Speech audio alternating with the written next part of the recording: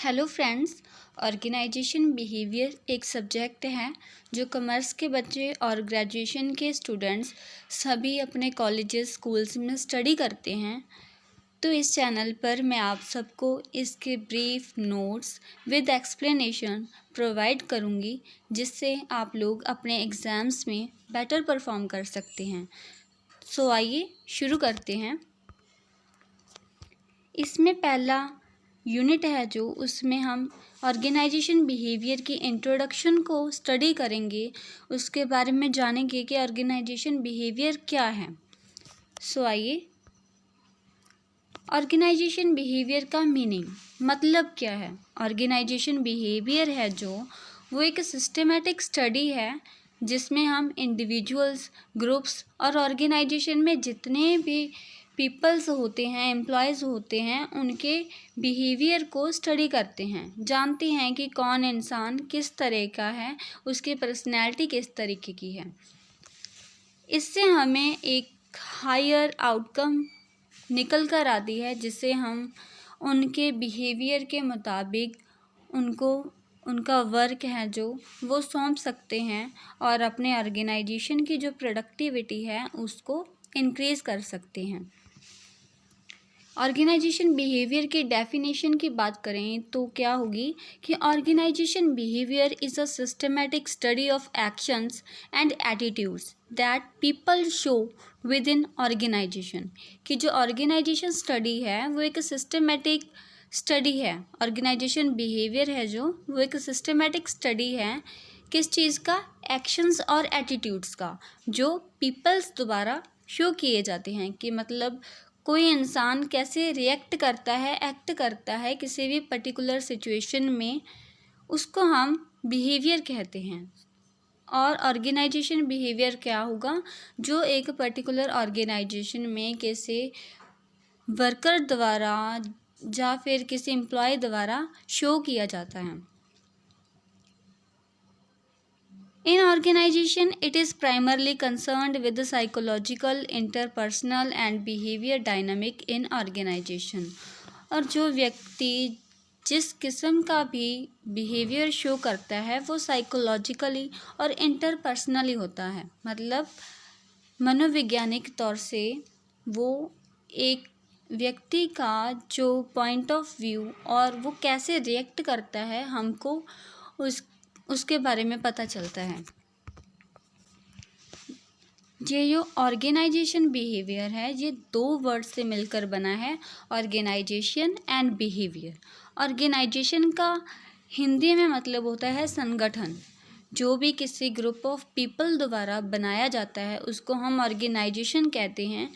Basically organisation इसीलिए बनाई जाती है ताकि जिन लोगों ने वो ऑर्गेनाइजेशन क्रिएट की है वो अपने एम्स को अचीव कर सकें। जैसे अगर हम किसी बिजनेस ऑर्गेनाइजेशन की बात करें, जैसे हॉस्पिटल्स हो गए, स्कूल्स हो गए, प्राइवेट स्कूल्स हो गए, तो इन सब का मोटिव मेनली क्या होता है, किसी का हेल्थ फैसिलिटीज़ को प्रोवाइड करना, किसी का प्रॉफिट अर्न, डिफरेंट मोटिव्स के लिए जो ऑर्गेनाइजेशंस हैं वो सेटअप की जाती हैं।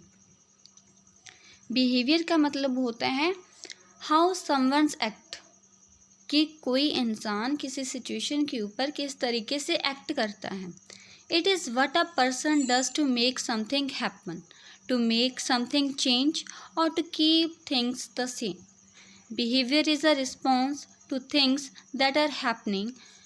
बिहेवियर एक ऐसा रिस्पॉन्स है जो किसी थिंग्स को या कोई सिचुएशन और इंसिडेंट हो रहा हो उसके ऊपर कोई व्यक्ति जब रिस्पॉन्स करता है तो हम उसको बिहेवियर कहते हैं। जैसे अगर इंटरनली बात करें तो थॉट्स एंड फीलिंग्स हो गई, कि हमारे थॉट्स एंड फीलिंग्स किस तरीके के हैं, सैड हैं, हैप्पी हैं।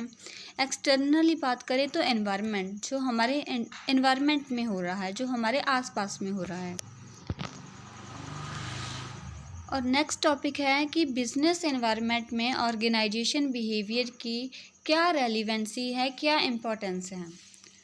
सो in today business environment it has very crucial role player because It can help organizations to improve their performance and adapt to changes. जो ऑर्गेनाइजेशन बिहेवियर है, इसकी मदद से जो बिजनेस ऑर्गेनाइजेशंस हैं वो अपनी परफॉर्मेंस को इम्प्रूव करती हैं और जो चेंजेस उन्हें अडॉप्ट करने चाहिए उनको वो अडॉप्ट करती हैं। जैसे अपनी प्रोडक्टिविटी को इम्प्रूव करने के लिए उन्हें चेंजेस को अडॉप्ट करना पड़ेगा। बेटर कम्युनिकेशन के लिए उन्हें एक दूसरे का जो बिहेवियर है उसको समझना पड़ेगा।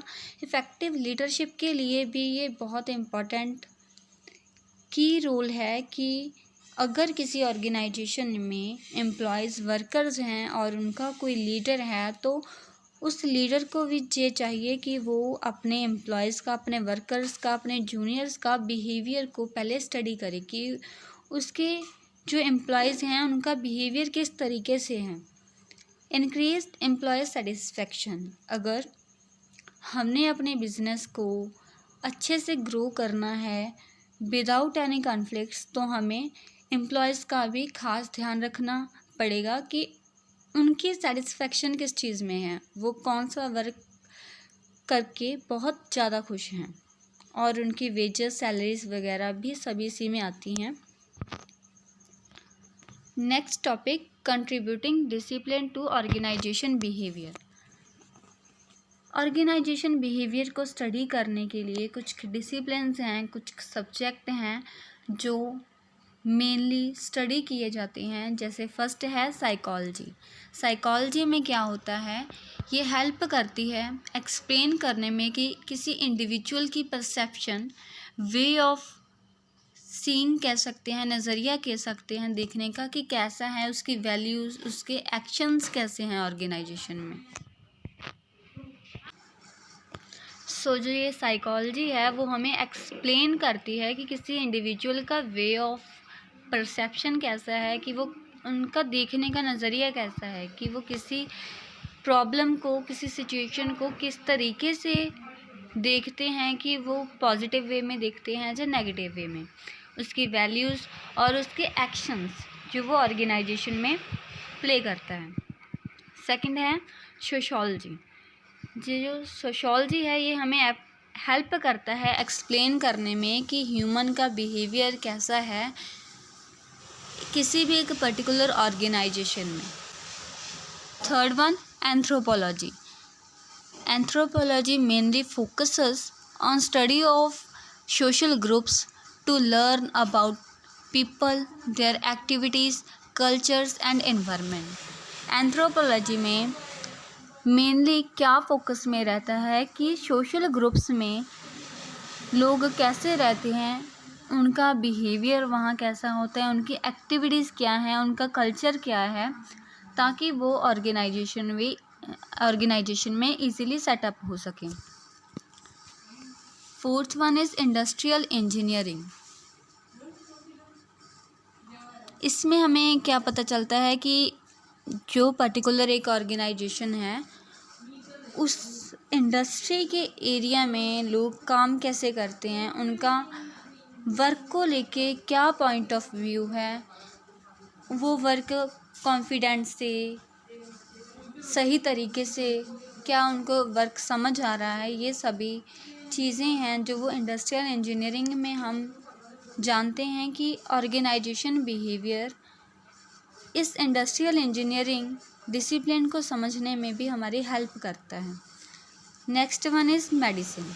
मेडिसिन में क्या आ जाता है कि इससे हम स्टडी कर पाते हैं कि जो एम्प्लॉय हम वर्क पर रख रहे हैं कि वो ऑक्यूपेशनल फिट है कि नहीं, कि जिस काम के लिए हम उस एम्प्लॉय को रख रहे हैं क्या वो उस काम को कर सकता है, उसकी बॉडी को, उसकी मेंटली हेल्थ दोनों को हम पहले एनालाइज करते हैं कि ये एम्प्लॉय किस वर्क के लिए बेस्ट फिट होगा।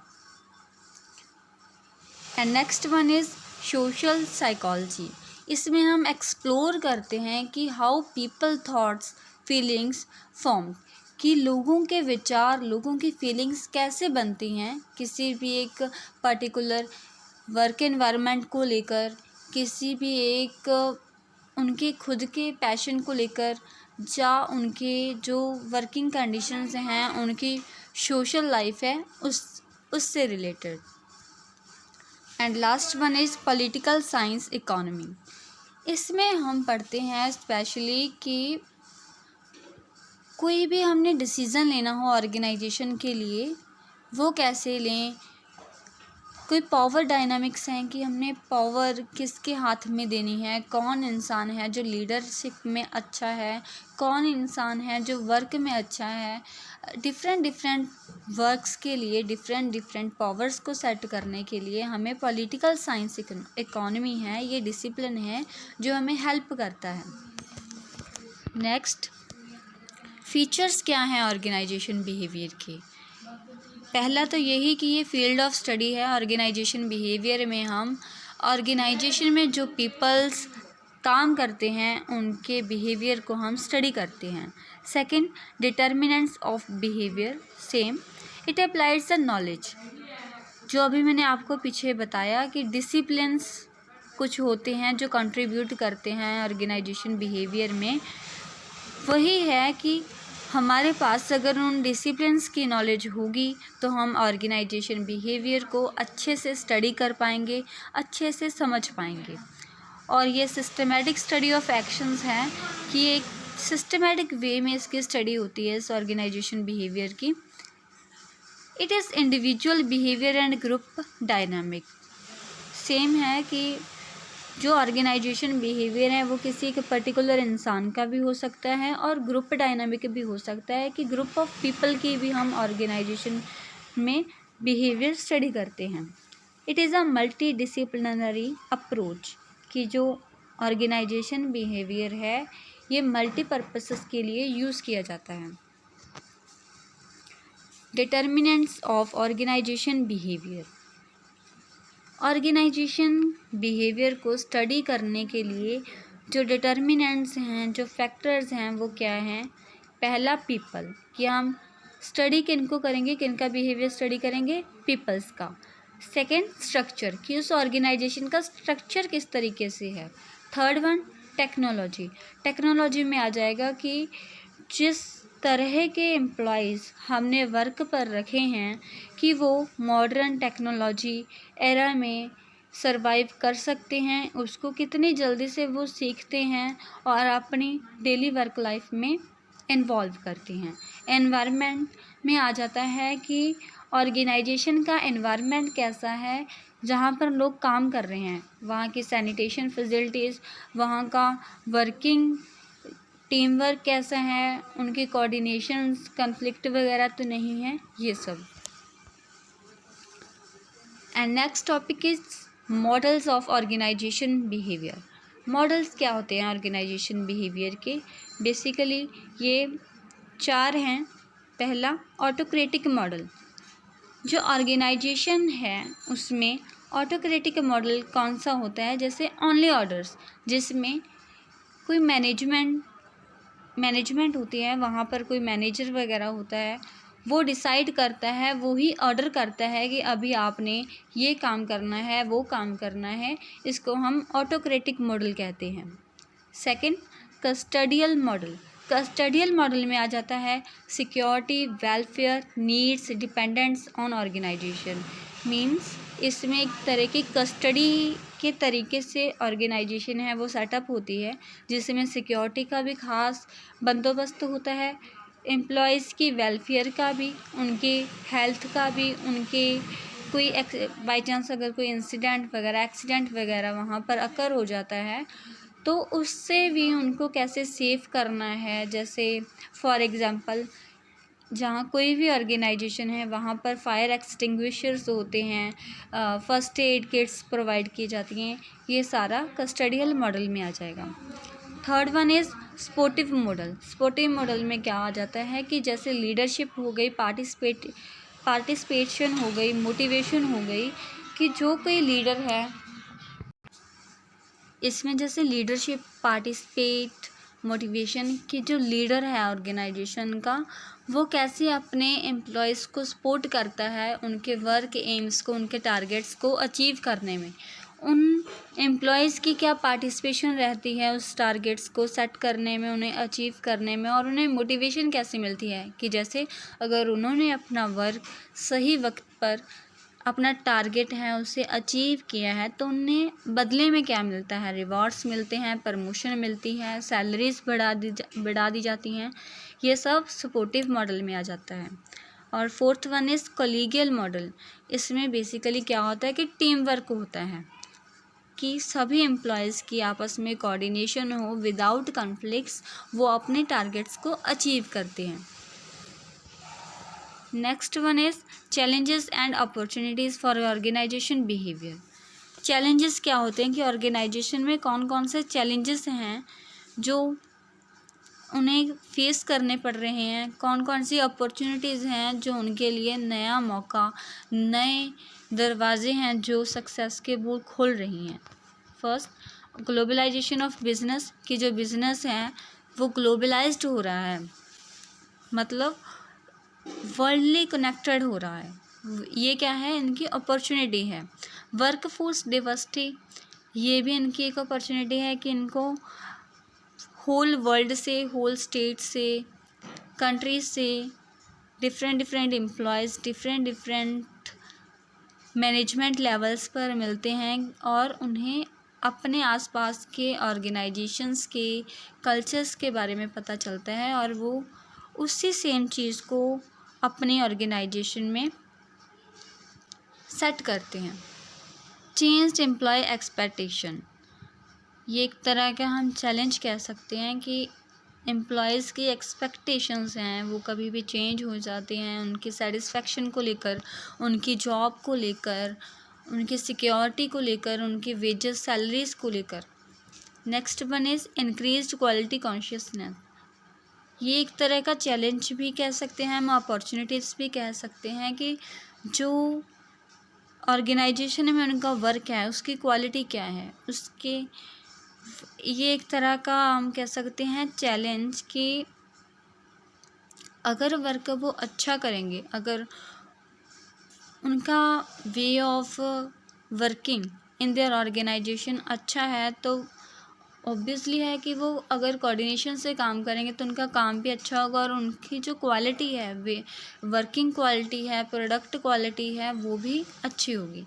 एथिकल इश्यूज एट वर्क, ये एक तरह का चैलेंज है जो कभी कभी ऑर्गेनाइजेशंस में फेस करना पड़ सकता है, जैसे स्ट्राइक्स हो गए, कोई हम कह सकते हैं किसी भी चीज़ को लेकर स्ट्राइक हो सकता है, कोई हड़ताल्स वगैरह हो सकती हैं, ये सभी चैलेंजेस में आते हैं। नेक्स्ट वन, चैलेंजेस क्या हो सकते हैं, जैसे इफ़ेक्टिव लीडरशिप, ये एक मेन चैलेंज है कि अगर किसी इंसान ने अपने ऑर्गेनाइजेशन को बेस्ट प्रोग्रेसिव वे में रखना है तो उसकी जो लीडरशिप है वो इफ़ेक्टिव होनी चाहिए। रेजिस्टेंस टू चेंज, जो चेंजेस को अडॉप्ट करने में रुकावटें आती हैं वो मेन चैलेंजेस हैं, मतलब कोई न्यू टेक्नोलॉजी को अडॉप्ट करना, कोई न्यू सिस्टम को अपने ऑर्गेनाइजेशन में सेटअप करना। Third one is lack of trust and transparency, मतलब अपनी ऑर्गेनाइजेशन में एक दूसरे पर ट्रस्ट ना होना भी एक बड़ा चैलेंज है। Last one is empowering peoples को एम्पावर करना, उनके लिए बेस्ट अपॉर्चुनिटीज़ को उनके सामने रखना, उन्हें डिफ़ाइन करना, ये भी एक अपने आप में एक बहुत बड़ा चैलेंज है। अपॉर्चुनिटीज़ क्या हो सकती हैं, जैसे परफॉर्मेंस में इम्प्रूवमेंट करना भी एक अपॉर्चुनिटी है कि ऑर्गेनाइजेशन डेवलपमेंट हो रही है, डेवलपमेंट की तरफ जा रही है, उसकी प्रोग्रेस हो रही है।